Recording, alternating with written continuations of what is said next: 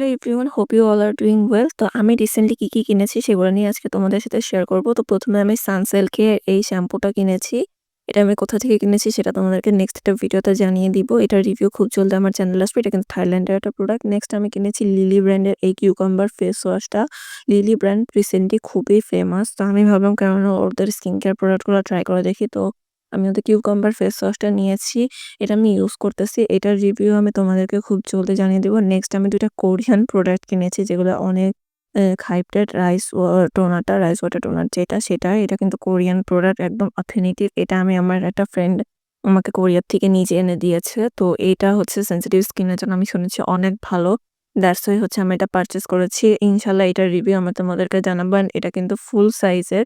এটা প্রায় ৳২,০০০ কাছাকাছি দাম পড়েছে।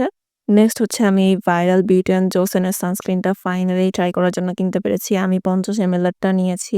এটা তোমরা যেকোনো পেজে বিডিতে পেয়ে যাবা। এটাও আমি শুনছি যে সেনসিটিভ স্কিনের জন্য নাকি অনেক ভালো। সো ভাবলাম ট্রাই করি। ফাইনালি টাকা জমাইতে পারছি এগুলো পারচেজ করার জন্য। নেক্সট আমি ২ টা এমনি নরমাল জিনিস কিনেছি। সেটা হচ্ছে একটা কিউট ব্র্যান্ডের নেল পালিশ রিমুভার। এটা তোমরা ছোটবেলায় হয়তো অনেকে দেখছো, বাট এখন দাম বেড়ে গেছে ৳৬০, আগে ৳৩০ করে ছিল। তো এটা তোমরা নরমাল লোকাল দোকানেই পেয়ে যাবা তোমাদের বাসার আশেপাশে। তো এই ছিল আমার total shopping. Thanks for watching.